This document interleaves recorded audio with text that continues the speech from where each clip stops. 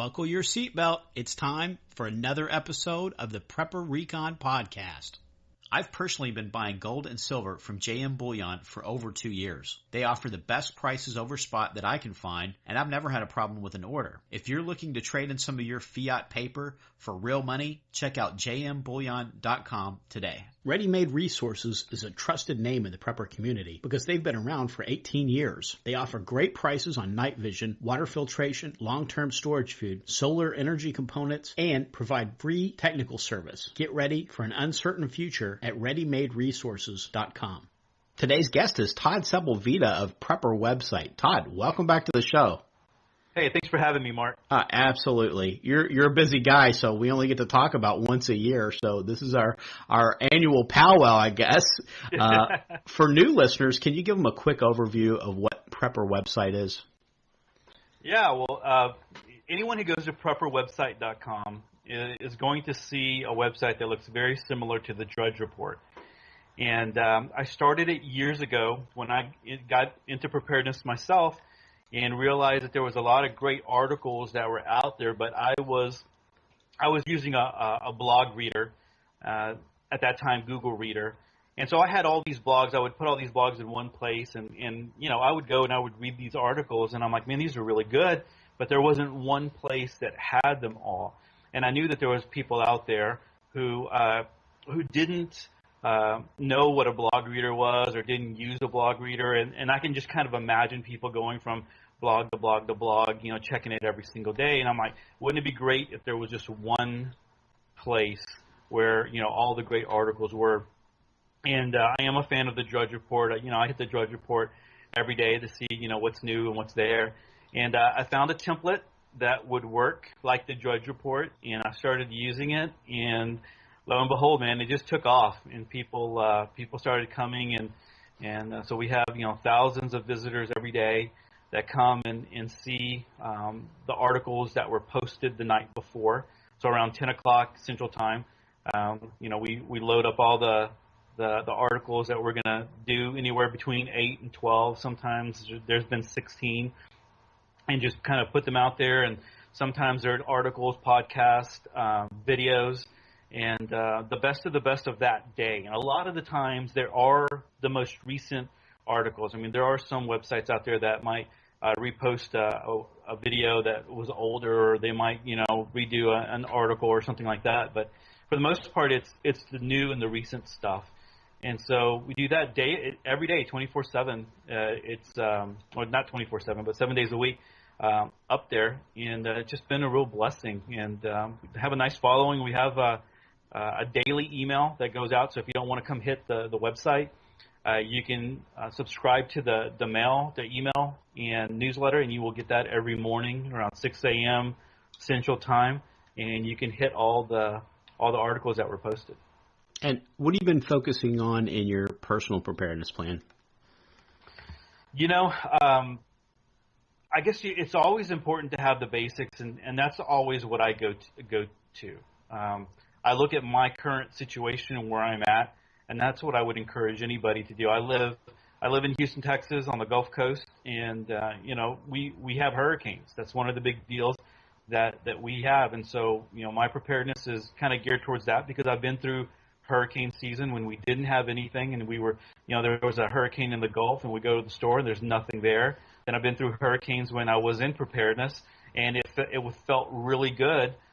When you see all the news reports and stuff of, you know, all the grocery stores being empty, knowing that you had supplies to go ahead and weather that storm, and you had flashlights, and you had batteries, and you have those kinds of things. But, you know, I always just focus on the basics. You have water, have food, have a way to cook that if for some reason your utilities go out. If you know, a way to take care of sanitation if you need to do that. And so just the basics. That's pretty much what I'm always focusing on, and trying to always make sure that is up to date. Besides that, you know, I am a Christian, and so my spiritual preparedness to me is more important than anything, you know, and that's what I focus on the most. And actually, that's probably where I'm at right now the most is, you know, you get to a point where you've done a lot of the prep stuff, and there's always something to do. There's always something more you can add. But I'm at the point now to make sure that my spiritual preparedness is top notch, and I'm where I'm supposed to be. On that note, besides Prepper website, you also have a site called Prepper Church, and it focuses on the spiritual aspects of preparedness and also some situational awareness stuff. Can you talk to us a little bit about that? Yeah, I was actually, a while back, just kind of felt that I should do a little bit on spiritual preparedness coming from the prepper side of things, and looked up the website Prepper Church and realized that it was already purchased, but the guy who purchased it I knew, I had been in contact with, and his name is, he is a pastor, Dr. Andrew Jackson, and I contacted him, and he said, "Man, Todd, I'll just give it to you if you're going to use it." And so he just transferred it over to me, and I started going from there. So I do articles. I've done videos up there. I have on Monday, I post a prayer and kind of just copy from timgamble.com. He's given me permission to kind of reproduce his prayer, his Patriot prayer, every Monday. I try to do a weekly Watchman. There's a couple of guys that I watch that do prophecy updates, and I try to do that every week and get that up there. And then if I was doing more of a regular article or a regular video, but kind of falling back. It's more on as I feel the Lord leading me to do it. And so we'll add that, or if there is a video that I have seen. But yeah, there's a lot of good stuff there for the Christian prepper to go and check out, definitely. We're going to take a quick break, and we'll be right back. Katie Armor offers affordable body armor, including Level 3 trauma plates made of AR-500 steel. These plates can endure multiple rounds from pistols and rifles up to 7.62 NATO. KatieArmor.com. That's C-A-T-I Armor.com. Following a crippling EMP attack against the USA, college student turned survivalist Danny Walker finally makes it to his secure rural location. No sooner does Danny arrive than he is given another petrifying prophetic vision of the chaos still to come. The country has been brought to its knees, and the thin veneer of civility has been torn to shreds by the savagery lurking just below the surface. Danny has survived the EMP, but will he live through the most vicious era in U.S. history? Buy Ichabod, Book 2 of 7 Cows, Ugly and Gaunt, from Amazon.com today in Kindle, paperback, or audio edition. You've got a link to a great video that you did on Prepper Church, and it's about starting a mutual assistance group Bible study. And you've got listings for some existing Bible studies around the country on that, right? Yeah. I feel very strongly that Christians should be coming together. Christian preppers should be coming together. And so I put myself out there as well as an example. And so because of Prepper website and Prepper Church, I wanted to start a small Bible study for Christian preppers. And it was one of the best moves I've ever made, man, because it was kind of scary, to be honest with you, because you're putting your name out there, you're putting, hey, let's get together, and you don't know who's going to come, you don't know what they're going to be like, you don't know if they're going to be some wacko, and so at the very beginning when I did that, I wanted to find a place where we can kind of meet, a mutual place where everybody can kind of meet, and just so I could kind of gauge everybody. But I couldn't find, as hard as I look, I couldn't find anything that would really meet our needs. There's a hotel down the street where I could have rented their conference room, and but even for an hour or two, it would have been like $120. I'm like, I'm not going to do that. So I just put it out there. I'm like, yeah, just come to my house. And I am so glad I did, because I have met some really great people and have started some really great relationships with other Christians who are preppers, who believe the same way that that I believe, and some just some great things have happened there. And so as that happened, I wanted to put it out there for other people to have that same opportunity. And so if there's somebody out there, and one of the things that I hear a lot is my church, my pastor is not open to preparedness things. I've talked about it. I've brought it up. They laugh in my face. They tell me it's not, you're not living in faith to do it. And so there's a lot of Christian preppers out there who feel very isolated and alone because they can't find any other Christian preppers in their churches or in their community. So I put it out there. I'm like, hey, if you want to start a small group, give me your name and email or contact and the state and the city that you live in, and I'll put it up there, and people can go to that and they can hit it, and they can if you're in their area, they can make contact with you, and you can find a place to meet up, and you don't have to do it the way I did it. I mean, I just opened up my house, but other people, you might want to use that operational security a little bit, have it be a little bit tighter on that, and meet at a coffee shop or meet at a restaurant, and you're just communicating through email, and like, hey, I'll be sitting, at a table, and I'll have a Bible, sitting there on the table. It won't be opened; it'll just be there, and that's how you know that it'll be me. And just kind of meet up, and then kind of gauge, hey, is this someone that that seems like I want to build a relationship with, and kind of go from there, and build that Christian relationship, and start praying together, start reading the Bible together, start meeting together, and who knows what could happen.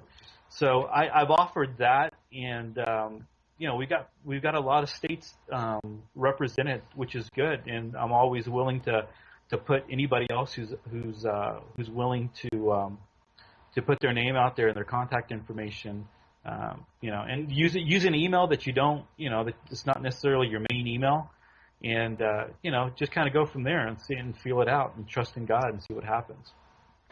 What are some of the other things we can do to help get our church prepared? That's one that I've thought about a lot, and I think the first thing that Christian preppers need to do is not use the name prepper.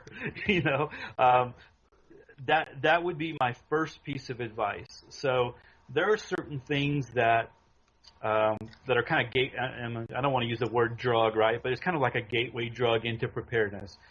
People that start gardening, they find themselves, looking at gardening blogs or looking at articles like that, and by the time you know it, they start to get into the preparedness stuff. They start wanting to get into food storage. There's people that get into firearms, and it is sometimes goes into the preparedness aspect of it. So I would completely lose the idea of or the word prepper from anything. But I've got just a great idea. So if you go to a church and let's say your pastor is not open to preparedness, but you'd like to do something, you'd like to be a little bit more active. So you're going to be kind of a little bit more stealth and not being deceiving about it, but you're just going to be a little bit more stealthy about, what you want to do. And so, for instance, the church that I grew up at had a humongous field, and we never used it. I mean, I think in all the years that I was there, we used it one time to play softball. And so what I would do is if I was a Christian prepper going to a church, I would approach the pastor and say, Pastor, there's a lot of people who are interested in gardening and interested in living, living organically and living healthy. We could have a great outreach to this community if we take that field that's out there, that big plot of grass that all we do is mow it every week. If we take that and we turn it into a community garden, and I would be more than willing to head that up. And for every plot that we give to a church member, we will have a plot for somebody in the community, and just put it out there and offer it. So if we have 10 plots, there's 5 church members that can have a plot, and then 5 community families that would come, and it would be an outreach to the neighborhood. People would know that the church members that garden there in that spot would know that they are there not only to garden, but also to build relationships with the other people there. And so you think about it, you can start small. You run a little bit of water out there to to a garden spot, you bring in some dirt or just use what's there, and you start layering and using the layer method and building soil and bringing people in. People are going to start talking about gardening. They're going to start talking about that aspect of it. It's going to open up lines of communication. And so then let's say you're doing that and the community gets a little bit interested, and you do a class. Hey, we're going to have a class on how to garden, or how you can start container gardening, and then they get to leave with the tomato plant or something like that. And then, the next quarter or 2 months from now, you do a class on how to can.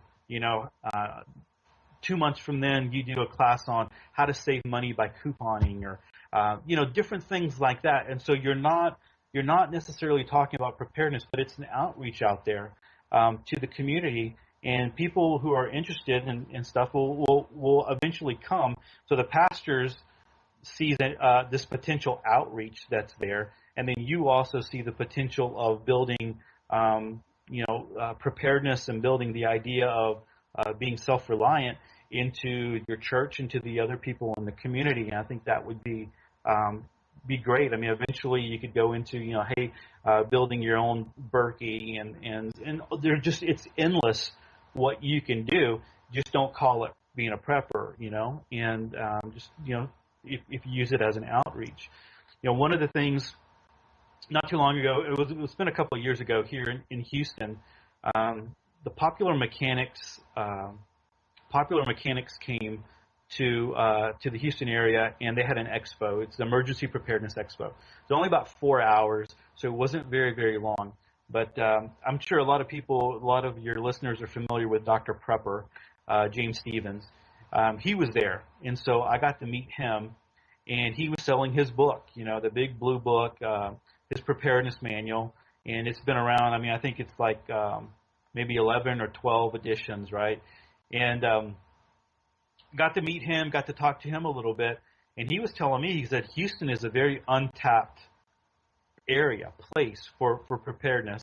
It's a huge metroplex, but he sold more of his book in 4 hours than he sold at the huge Self-Reliant Expo in Colorado Springs in a whole weekend.